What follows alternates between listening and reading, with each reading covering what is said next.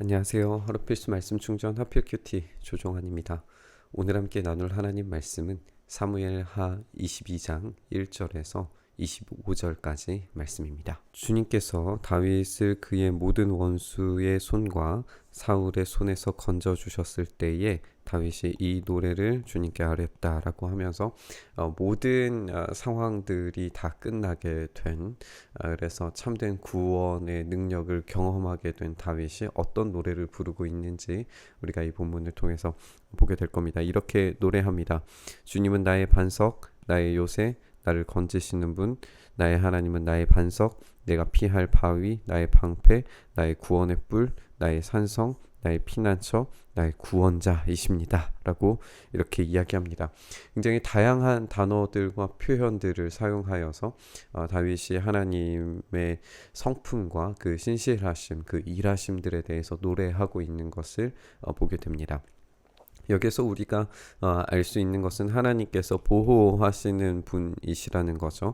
하나님의 참된 보호가 있었을 때에 자신이 지금 놓여져 있는 상황과 환경이 오로지 하나님으로부터만 온다는 사실을 고백하는 것이기도 합니다. 선물과 같은 그런 보호인 것이죠.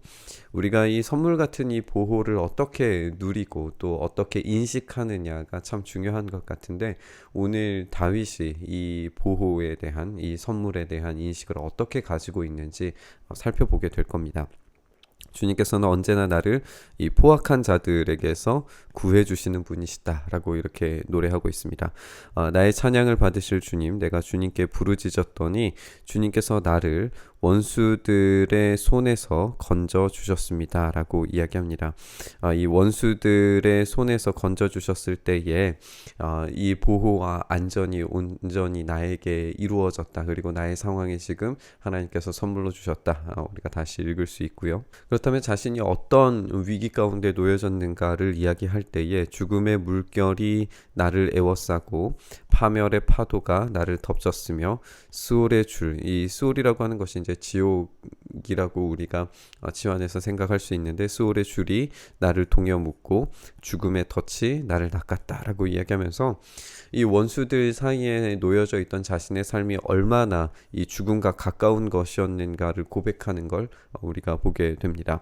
이런 고통 가운데에서 주님께 부르짖고 나의 하나님을 바라보면서 부르짖었더니 얼마나 간절한 기도를 지금 하나님께 올려드리고 있는지 우리가 볼 수 있죠. 그렇게 했더니 주님께서 그의 성전에서 나의 간구를 들으셨다라고 이렇게 이야기를 합니다.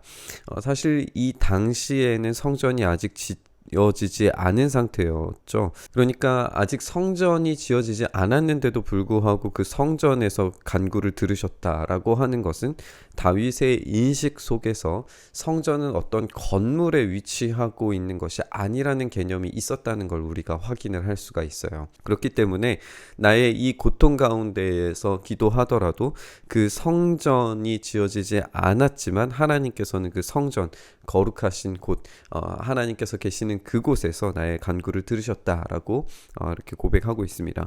주님께 부르짖은 나의 부르짖음이 주님의 귀에 다다랐다라고 이렇게 이야기를 하고 있습니다. 주님께서 크게 노하시니 땅이 꿈틀거리고 흔들리며 하늘을 받친 산의 뿌리가 떨면서 뒤흔들렸다. 이것은 이제 지진에 대한 표현이 될 수 있겠죠. 땅이 흔들리고 산의 뿌리가 흔들리는 이런 지진은 공포의 대상이었지만 하나님의 임재의 상징이기도 했습니다.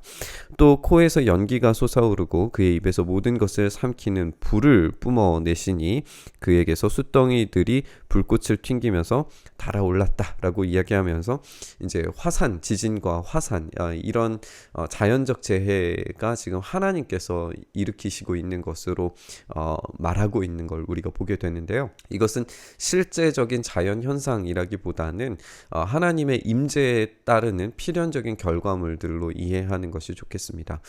이렇게 하나님은 지진을 일으키시고 화산을 뿜어내시면서 세계를 멸망시키실 수 있는 강력한 힘을 가지신 군주로서 다윗에게서 노래되고 있습니다. 그리고 우리가 이제 의미심장 의미심장한 표현들을 읽게 되는데, 주님께서 하늘을 가르시고 내려오실 때에 그 발 아래에는 짙은 구름이 깔려 있었어요. 그리고 주님께서 구름을 타고 날아오시고 바람 날개를 타고 오셨다라고 이야기를 하고 있습니다.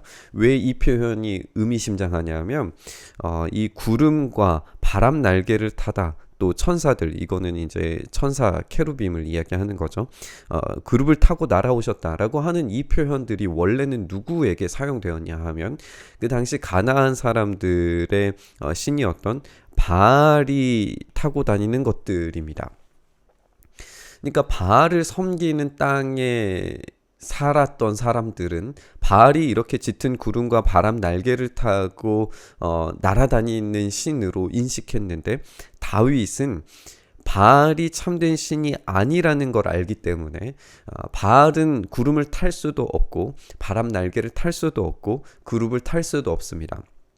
다만 여호와 하나님만이 이 진정한 구름과 그룹과 바람 날개를 타고 다니시며 참된 통치를 일으키시는 분이십니다. 그러니까 가나안의 사람들은 거짓된 신들을 섬기고 있을 뿐이고 능력 없는 무존재를 지금 섬기고 있을 뿐이지만, 하나님이 참된 이 구름과 비와 바람을 타고 다니시면서 참된 풍요로움과 풍성함을 제공하실 수 있는 유일한 신이라는 고백이 여기 담겨져 있습니다. 그러니까 이 표현은 그냥 단순한 표현이 아니라 그때 당시에 있었던 신적인 질서를 뒤집어서 말하고 있는 굉장히 강력한 표현인 것이에요. 이로써 다윗은 하나님에 대한 개념이 얼마나 놀랍게 지금 확장되어서 자신에게 경험되고 있는지를 고백하고 있는 그런 본문입니다. 어둠으로 주위를 항상 둘러서 장막을 만드시고 빗방울을 머금은 먹구름과 짙은 구름으로 둘러서 장막을 만드셨다라고 이야기하면서, 이 빗방울을 머금은 먹구름이 이제 비의 신인데, 이 비의 신이 이제 바알이라고 생각하는 그 가나안 사람들에게 그것은 거짓이라고 말하고 있으면서 참된 비를 내리셔서 이 풍요로움을 주실 수 있는 분이 우리 하나님이시다라고 고백하고 있는 겁니다. 그렇게 풍요를 주실 수 있는 분이실 뿐만 아니라 주님 앞에서는 광채가 빛나고 그 빛난 광채에서 숫덩이들이 쏟아진다. 이 빛이신 하나님에 대해서 이야기를 하고 있습니다. 주님께서 하늘로부터 천둥 소리를 내시면서, 이 천둥 소리도 이제 하나님의 임재의 상징이에요. 그러니까 우리가 임재의 상징들을 살펴볼 수 있게 되는 거죠. 구름을 타고 오시는 분, 그리고 지진을 일으키시는 분, 천둥과 비, 뭐 이런 것들이 하나님의 임재의 상징들이었다는 걸 우리가 알 수가 있는데, 이렇게 천둥 소리를 내시면서 가장 높으신 분께서 그 목소리를 높이셨다라고 이야기합니다. 이것이 이제 가나안의 모든 신들의 질서를 뒤집고 참된 본질과 참된 정체가 누구신지, 그분이 오로지 하나님뿐이시다라고 하는 사실을 이야기하고 있습니다. 주님께서 화살을 쏘아서 원수들을 흩으시고 번개를 번쩍이셔서 그들을 혼란에 빠뜨리십니다. 주님께서 꾸짖으실 때에 바다의 밑바닥이 모조리 드러나고, 주님께서 진노하셔서 콧김을 내뿜으실 때에 땅의 기초도 모두 드러났다라고 이야기합니다. 여기서 바다의 밑바닥이라고 하는 것은 죽음의 상징이 있는 곳이었어요. 그러니까 죽음이 드러나고 땅의 기초, 우주적 질서가 드러나는 그런 표현입니다. 그러니까 하나님께서는 이 본질 자체를 다루시는 거라는 거예요. 우리의 인생은 그 본질에 가까이 다가설 수조차 없는 유한한 존재이지만, 하나님께서는 이 죽음과 우주의 기초 질서까지도 다스리고 계시는, 그 본질을 드러내시는 영원하고 능력 있는 분이시라는 것을 이야기하고 있는 겁니다. 주님께서 높은 곳에서 손을 내밀어 나를 움켜잡아 주시고 깊은 물에서 나를 건져주셨다. 그러니까 하나님은 이렇게 높은 곳에서, 그리고 깊은 물에서, 이 우주의 어떤 공간에 있을지라도 하나님은 우주적인 분이시기 때문에 참된 본질 그 자체이시기 때문에 하나님께서 구하실 수 없는 곳은 없고 모든 곳에서 나를 지키시고 보호하실 수 있다는 그런 표현을 우리가 읽을 수 있습니다. 그렇기 때문에 주님께서 원수들에게서 나보다 더 강한 원수들이라고 할지라도 이 우주적 본질이신 하나님께서 살려주시는 것은 어려운 일이 아닌 거죠. 나를 미워하는 자들에게서 나를 살려주십니다. 내가 재난을 당할 때에 원수들이 나에게 덤벼들었지만 주님께서는 오히려 내가 의지할 분이 되어 주셨다라고 이야기하면서 내가 이 원수들을 이길 수 있는 힘은 부족하고 심지어는 나보다 더 강한 원수들이기 때문에 내가 어떻게 해볼 수 없지만 하나님께 의지했을 때에 하나님께서 구하시고 하나님께서 승리케 하셨다는 고백을 우리가 읽게 됩니다. 이렇게 나를 좋아하는 분이시기에 나를 넓고 안전한 곳으로 데리고 나오셔서 나를 살려주셨다. 이 넓고 안전한 곳, 하나님께서 제공하시는 이 피난처가 어떤 곳인지에 대한 모습을, 그런 이미지를 우리에게 보여주고 있습니다.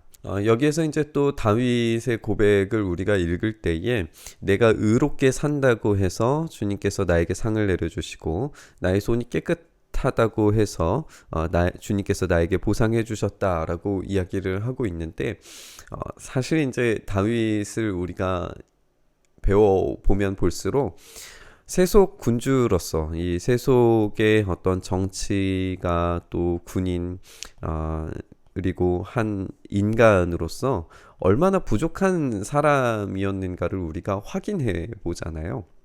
그는 죄에서 완전히 떠날 수 없는 연약한 존재였습니다.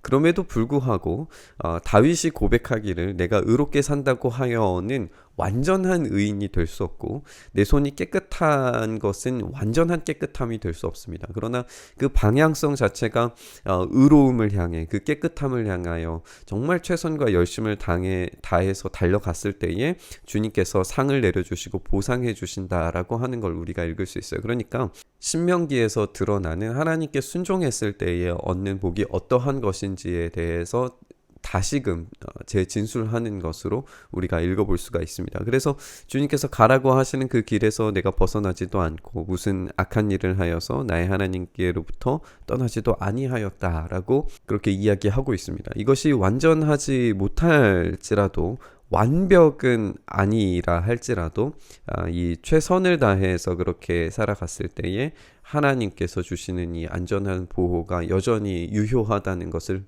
우리가 읽을 수 있게 되는 것 같아요. 주님의 모든 법도를 내 앞에 두고 지켰고 주님의 모든 법규를 내가 버리지 아니하였습니다. 이제 시적인 표현일 수 있겠죠. 시적인 표현이라는 거는 이제 과장이 가능한 거잖아요. 그만큼 내가 모든 법규와 모든 법도를 내 앞에 두고 지킵니다라고 그렇게 과장적 표현이지만 그 마음속에 있는 본질 자체가 그 방향성을 띠고 있기 때문에 이 말은 진실입니다. 그 앞에서 나는 흠없이 살면서 죄 짓는 일이 없도록 나 스스로를 지켰다라고 이야기하면서, 그러므로 주님께서는 내가 의롭게 산다고 하여, 여기에 있는 이 말의 이제 반복인 거죠. 나에게 상을 주시고 주님의 눈 앞에서 깨끗하게 보인다고 하여서 나에게 상을 주셨다라고 이렇게 이야기를 하고 있습니다. 그렇기 때문에 이 상과 보상 사이에서 이 말씀, 하나님께서 요구하시는 그 삶을 따라가는 그 삶을 살았을 때에 비로소 하나님께서 주시는 이 상급을 누릴 수 있다는 것을 여기에서 보여주고 있는 겁니다.